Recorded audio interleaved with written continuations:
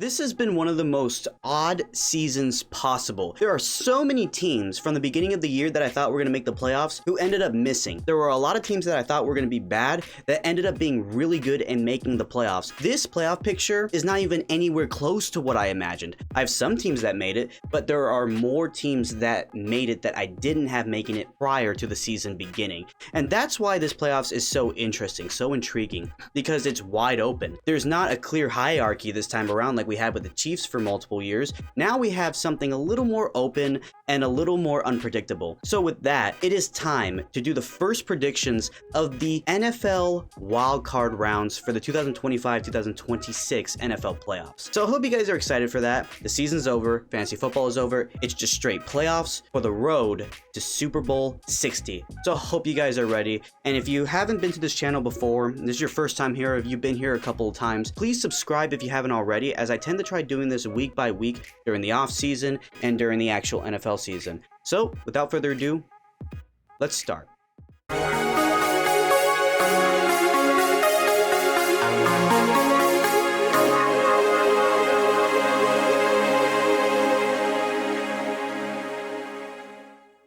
Let's first give credit where credit is due. There's only 14 teams remaining. Starting in the AFC, we have the Denver Broncos, the New England Patriots, the Jacksonville Jaguars, and the Pittsburgh Steelers that all won their divisions. And then you have the Texans at 5, Buffalo at 6, and the Los Angeles Chargers at 7. Now, at the beginning of the year, I had Buffalo being the number 1 team at 15-2. Obviously, they underperformed. My second place team was Cincinnati at 14-3. However, the injury to Joe Burrow derailed their season. They had no defense, so they just sucked. And then number 3 was Kansas City. Obviously, Kansas City fell apart big time, and I mean, just a bad season in general for Kansas City. It's probably the last year for Travis Kelce. And then at number 4, I had Jacksonville winning their division, though at an 11-6 record, not a 12-5 record. Already, so much more difference. Most of the teams that ended up winning their divisions, I would have never saw coming. Now, I saw Denver being a playoff team. They were number 6 at 11-6. I didn't think they were going to be 14-3 and making the playoffs at number 1 and hosting it throughout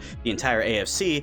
That I had no idea that was going to happen. Baltimore, I had a 12-5, not winning but still making the playoffs. Obviously, their loss to Pittsburgh in the most dramatic fashion possible, with a rookie kicker missing a game winner, screwing them out of the playoffs. Well, really, I'm not gonna put everything on him. It's kind of unfair to do that. Pressure is pressure. The thing about Baltimore just not being in the playoffs, it just feels so weird. And now there's gonna be so many question marks. Already, John Harbaugh has moved on, which I didn't see coming. I didn't think they were going to let him go, but it is what it is. And then the number 7 team, I had Miami at 11-6, because I thought the talent was going to be there. Obviously, Tyreek Hill got injured.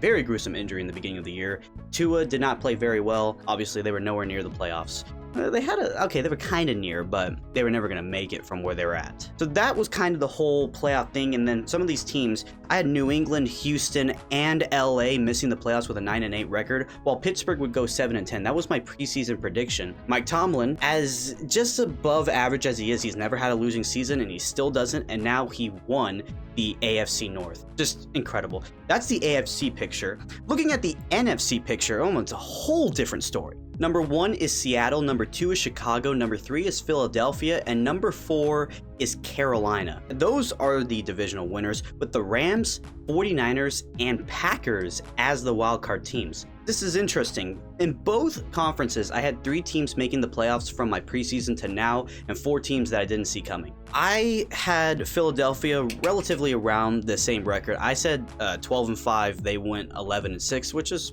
average. The 49ers, I actually got their record spot on at 12-5. I just thought they would have won the division. And the other team I had making the playoffs, I believe, was the Rams. I'm not 100% certain about that. I think I had them going 11-6 and being a wild card team. And then with all these other teams, Green Bay, I had going 9-8, and that was probably the best record of them all, because I had Seattle at like 7-10.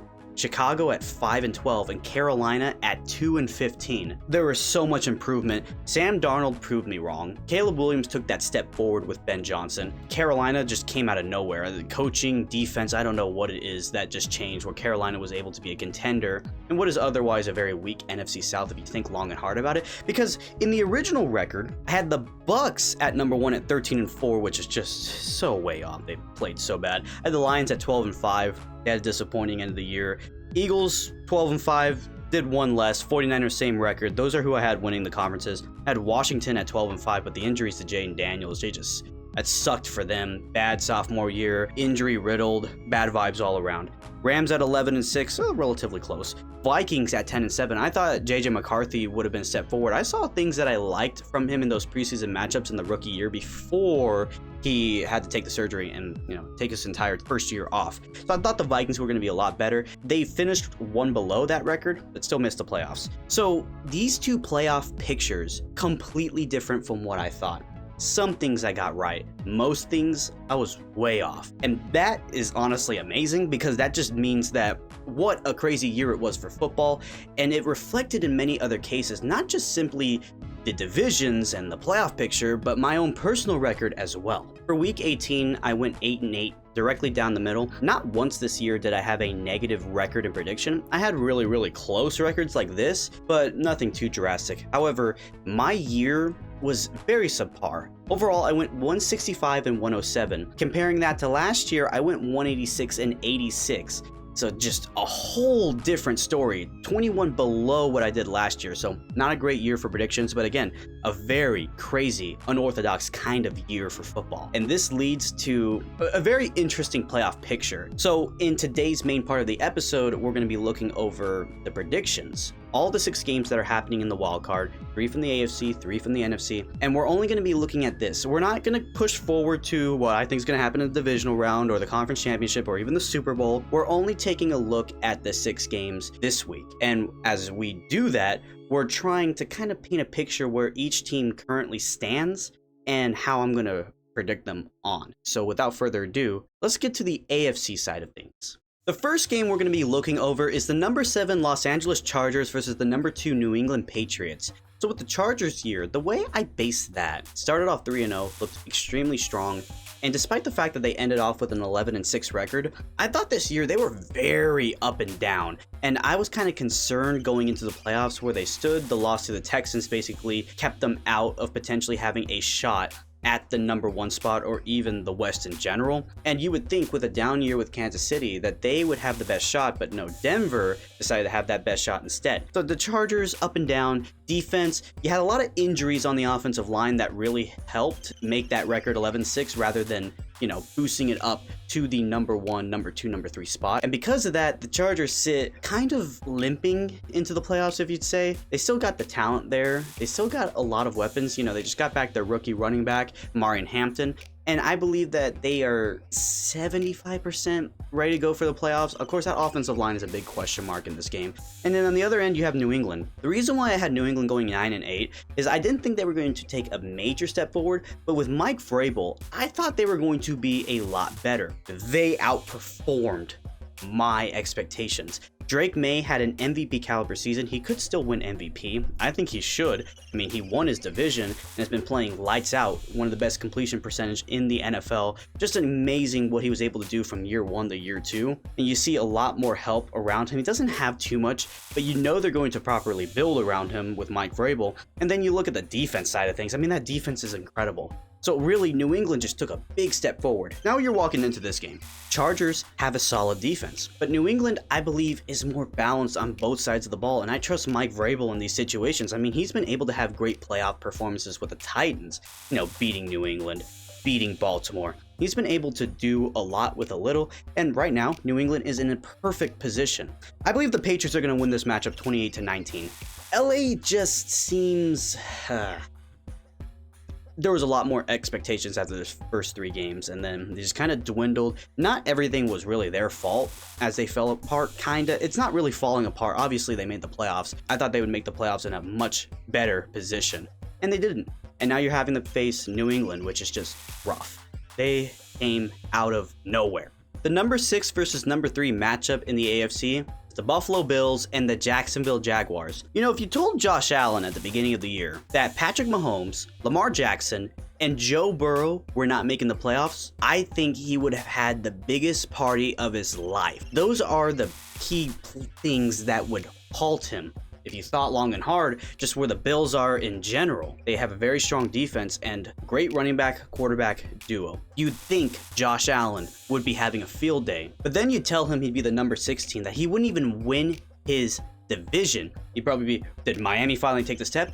And then you have to learn, it ends up being New England of all the teams. So now they sit at number 6. And then with the Jaguars winning their division, being the number 3 team, what it really comes down to with Jacksonville is just a better situation in coaching in general, managing. I mean, they made some major moves in the offseason. They didn't pop moves out there with players, but with staff, coaching, management. They did such an amazing job there. And then midway through the year, they got Jacoby Myers on a major deal, and they just started to go off 8 games in a row with a win. I mean, Jacksonville, they looked incredible. Had some major wins over Kansas City this year. The Jaguars have a lot to be proud of. So they did all the right things they needed to do in the offseason, and it paid off. Houston started slow. Indianapolis looked like they were going to win the South, but then after just flunking a few games and then Daniel Jones getting injured, it fell apart for them right there. Though I would love to see something with Riley Leonard next year, just as a Notre Dame fan. That'd be something special. And then with the Titans, they still are in that learning process. So Jacksonville got a big break this year. Now they face Buffalo. You look at this Buffalo team, extremely inconsistent compared to what they are. In some cases, Josh Allen looks like he's the best player in the NFL, and in other cases, he cannot get anything going, and you just never know. Against Philadelphia, against Houston, I've seen games where he just flunked, but it's the playoffs. One of the things you cannot say about Josh Allen in all of the losses he took in the playoffs is that it was his fault, except for the Bengals game. I still think he didn't play great, but against Kansas City, he's always played amazing. So you know in the playoffs, he can perform. He can perform at a high level, and this is where I think we're going to get playoff Josh Allen, which is going to be a big deal. There's no Chiefs, there's no Ravens, there's no Bengals, there's none of that stopping him. So I believe in this first matchup, even though the Jaguars made some considerable movements, defensively they're solid, offensively they have made some strides. Even though that, we're in the playoffs. I'm going to give it to the Bills to win 20-17. It seems off. The Jaguars have a real big case for the Super Bowl. I just think that this first round running into the Bills, that's a big problem because in the playoffs, the Bills are a different team when they don't run into the other Titans in their conference. And then the 5 versus 4 is the Houston Texans and the Pittsburgh Steelers. So start with Houston. Started the year off horribly, 0-3, and then they got it together. They managed to finally make strides, but what it comes down to with Houston is defense. That is one of the toughest defenses in all of the NFL, in my opinion. Being able to hold the Broncos to 18 points, you still lost that game. But that's the first time I actually got a good look at that defense. I was like, whoa, they got it very well. I believe that Houston is kind of well-rounded on offense, not too much. They still have their holes and their difficulties there. But defensively, that's where I have a lot of confidence in them. Now with the Pittsburgh Steelers, they have a real big case of the we still got it moments because Mike Tomlin, throughout his entire career as a coach for the Pittsburgh Steelers, never had a losing season. And Aaron Rodgers, we thought that after his time in Green Bay, losing to the Lions in his final season with Green Bay, missing out the playoffs, big injury with the Jets, had a bad season with the Jets the year prior to the Steelers, you thought, oh, his career's over. Well, no, he ends up winning the AFC North, albeit in the most wild fashion possible. And I don't know how. He almost flunked it again that game against Cleveland. He just played horribly. And now going into the playoffs, he's getting DK Metcalf back, which is a big deal. I don't know why DK had a 2-game suspension for what happened. I think that was overboard. He should have had him at least for the game against the Ravens. DK's coming back against the Houston Texans. So what is it about this Steelers team that I think is different from the last time they won their conference? Well, first and foremost, defensively, they've kind of taken a step back. Offensively, at times they look incredible, at times they look meh. So I actually don't know why they won the division, but it could help that Lamar Jackson had time off as far as the injuries goes. And Joe Burrow was injured as well, and then Cleveland is Cleveland. The Steelers really just got a big lucky break, and Aaron Rodgers managed to play the majority of the year. Had some times with some injuries, but he played more games this year than any other quarterback in the division, so you got to give them credit. Now looking at this matchup, Houston defense is an X factor for me. Now, how will DK Metcalf play? He hasn't had a big year with Pittsburgh. If DK Metcalf can get going, I think this is going to be a very competitive game. But overall, Houston's defense is the X factor. I believe that the Houston Texans will win 27-16 over Pittsburgh. I just think with Pittsburgh, you got old man Aaron Rodgers. Pittsburgh Steelers known for having winning records, but for a long time now, they have never been a compelling Super Bowl competitor. And I don't believe that Houston is either, but I believe Houston in this case is just a step above Aaron Rodgers and the Pittsburgh Steelers. So I'll give the Texans the nod here. And now we switch over to the NFC and the 7 versus 2 matchup, big time rivalry, the Green Bay Packers and the Chicago Bears. Now, Green Bay I had going 9-8, they go 9-7-1, so they basically got their record correct in some case. The Packers this year, I thought were legit Super Bowl contenders until Micah Parsons went out. When Micah Parsons went out, I thought that team started to fall apart a little bit. Now, Jordan Love does play extremely good in the playoffs. I've seen it against my Cowboys, I know. And now you got Josh Jacobs. You know, the running game's going to be really, really strong. Wide receiver core is going to be really big. I think the defense is where the problems are going to lie. And then on the other hand, you have the Chicago Bears who, man, starting 0-2, I thought, oh, it's going to be another Chicago Bears year. And then, boom, they took off. And they did incredible this year. Obviously, the flaws exist. That game against the 49ers, that's where I thought, man, the Bears really got something. They know how to play on offense. Caleb Williams, of course, he took a step forward. And nobody is shocked by that because Ben Johnson, he's a wizard when it comes to the offense. So I have to give them credit where credit is due. Great coach coming in. Well, I guess he's a first-time coach, but being able to come in and help Caleb Williams take that big step forward. Got a solid running game. Great wide receivers on the end, and then your defense is also playing extremely well. So the Bears, they won they won the NFC North. Detroit had a compelling case. Minnesota had a compelling case. Those are the two teams I had making the playoffs from that division. So the other two made it. So now this matchup happens. First time around, the Packers won 28-21. Caleb Williams threw an interception the last few minutes or the last few seconds really in the Packers end zone. Lost. Next game, they managed to get it to overtime. Just what a way. I mean, getting the onside kick, taking it to overtime, and then an amazing ball downfield to beat the Packers. So what happens in the third time? Well, the Packers have the playoff experience. The Bears don't. And even though Caleb Williams, and you look at this Bears roster all around, it looks a lot better than the Packers, I think experience is really going to matter here. And if the Bears struggled in that second matchup and really needed a lot of things to go their way, I believe that the Packers in this case will win 21-19. I just think that looking at the matchups, the Packers, I think, had a step forward against the Bears overall. And you're in the playoffs. Matt LaFleur has been here, and Ben Johnson as a coordinator has been there, but not as a head coach. For the experience, I have to give it to Green Bay. Number 6 versus number 3, the 49ers and the Eagles. Now, these two teams have been in the Super Bowl a lot over these last few years. Obviously, the Eagles won last year, so they're the defending champions. But looking at this year for the 49ers, I have to say resilience is the word to describe them because of the injuries they have suffered all year long. And you have to give them credit where credit is due. Brock Purdy was out half the year. Fred Warner and Nick Bosa have been out for the majority of the year. You had Kittle out for a while. The only person who managed to consistently stay healthy was Christian McCaffrey, which you'd think it'd be the other way around, but instead McCaffrey was the consistency of the 49ers, and he was basically the heart of the offense like he generally should be. I just think with that, the 49ers managed to win games they had no business winning, being able to stay all the way to that game against Seattle where they could have won the entire division and the entire NFC. So kudos to the Niners, and they have the playoff experience with Kyle Shanahan, so they're still a formidable threat, even if you thought they looked weak against Seattle. Now, on the other hand, you have the Eagles, and the Eagles' year started off extremely well. But then there was a moment towards the end of the year where it started to mirror 2 seasons ago where they had this end of the season collapse. They saved themselves, really because Dallas started to fall apart, and then they had some wins at the end. And that win against Buffalo opened my eyes a little bit that the Eagles may have found their mojo again. I mean, these are two teams that have played a lot in this situation, especially here in Philadelphia. The first time around, Brock Purdy gets injured in the playoffs. Eagles go on to lose the Super Bowl to Kansas City. This is the Super Bowl 57 season. And then the year after, the 49ers come into Philadelphia, absolutely smoke Philly on their own field.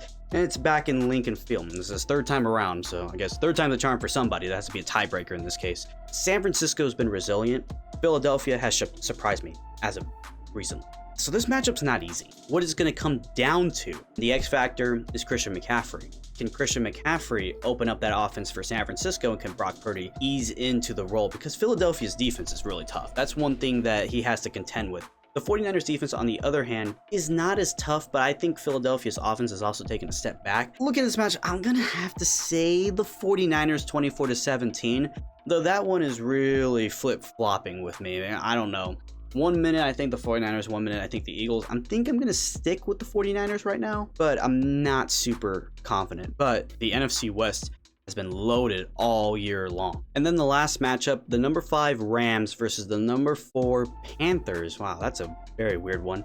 Let's start with the Rams. Matthew Stafford still got it. He's an MVP candidate. He's had one heck of a year. Puka, Devontae Adams. What a duo that was. But then, you know, I thought they were going to be number 1, but then they lost to Seattle and then they lost to Atlanta. That was wild. I didn't think they were going to lose those 2 games. And because of those losses, they found themselves in position. Luckily, the 49ers lost and they won the last week, so they get the number 5 spot. They get to skip out in Philadelphia and go play Carolina. That doesn't mean it should be very simple for them because Carolina's year has been so unorthodox. I mean, the Panthers have won some very interesting games. Dallas Cowboys, Packers, the Rams. I mean, who would have thought Carolina would have been this competitive this year? I was really pleased with the running game with Rico. That was incredible for me to watch. He had himself a great year with Carolina, didn't have it so much with Dallas.